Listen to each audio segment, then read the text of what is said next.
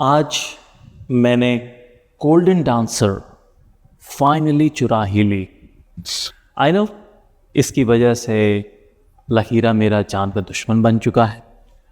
मिसाना की सड़कों में ढूंढता फिर रहा होगा कि मैं उसे कहाँ मिल जाऊँ और वो मेरी हड्डी पसली एक कर दे। और इसकी वजह से जुलेखा की बार में जो आज तोड़फोड़ हुई है, मुझे लगता नहीं कि जुलेखा मुझे माफ़ करेगी। इनफैक्ट इस समय अगर मुझे लकीरा से ज़्यादा डर है तो जुलेखा का है। लेकिन अब इतना सब टेंशन अब मैं कर लूँगा। आज रात की बात तो ये कि गोल्डन डांसर स्टैचू फाइनली मेरे पास है।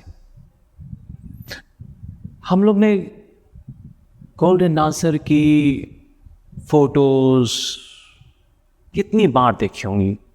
बचपन में टेक्स्ट बुक्स में देखी थी, किसी भी स्टेशनरी शॉप में चले जाओ तो वहाँ उसके पोस्टर्स होते हैं, या आर्ट गैलरी की गिफ्ट शॉप में उसके चीप रेप्लिकास या नॉक ऑफ्स होंगे। लेकिन असली चीज़ तो असली चीज़ ही होती है। मुझे आज भी याद है कि पहली बार मैंने गोल्डन डांसर को कब देखा था। मैं उस समय डिप्लोमेटिक मिशन का पार्ट था। हम लोग फुनाखा गए हुए थे। फुनाखा नॉर्थ में माउंटेन किंगडम है। हम लोग का मिशन था कि वहाँ के किंग से पीस ट्रीटी साइन करानी है। पूरे दिन काम करने के बाद रात को टाइम मिलता था तो मैं उसी समय रात में शाम को वॉक करने के लिए निकल गया, क्योंकि नॉर्थ था, माउंटेन्स थे, तो वहाँ अंधेरा जल्दी होता है। और एकदम से ठंड हो गई। मुझे ठंड लग रही थी।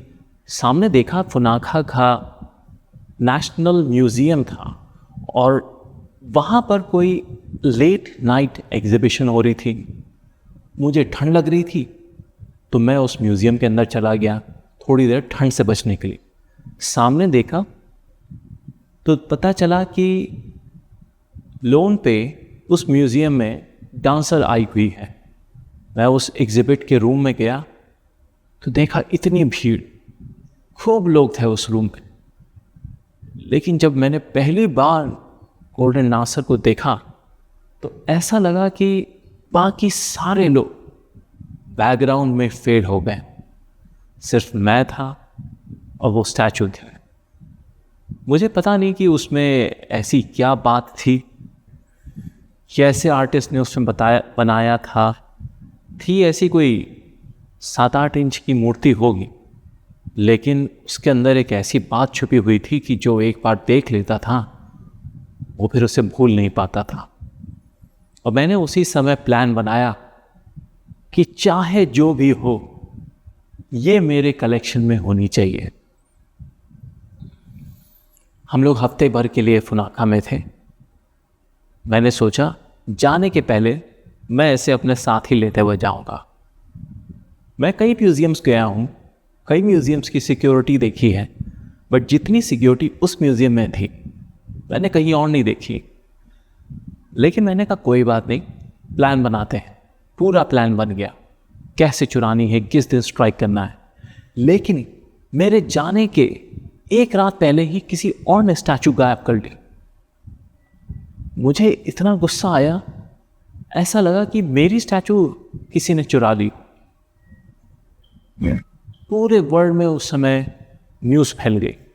इनफैक्ट मुझे लगता है कि शायद ही कोई ऐसी इन्वेस्टिगेटिव एजेंसी होगी जो उस समय उसको ना ढूंढ रही हो।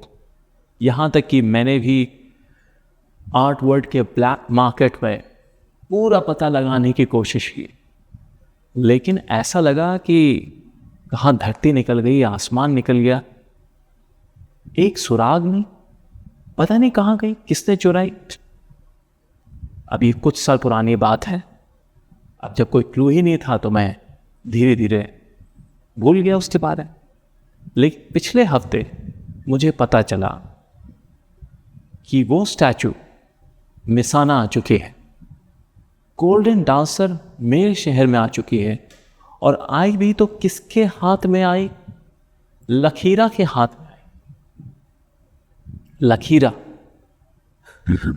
एक ऐसा आदमी जिसका आर्ट और कल्चर से कोई लेना देना नहीं है, जिसका काम है लोगों को मारना पीटना, रिसाना के अंडरवर्ल्ड बॉसेस के लिए हर गलत काम करना।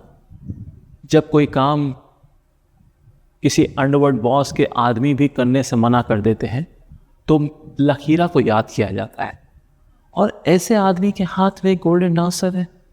मैंने कहा नहीं, ये नहीं हो सकता, अब टाइम आ गया है कि गोल्डन डांसर मेरे कलेक्शन का पार्ट होनी चाहिए।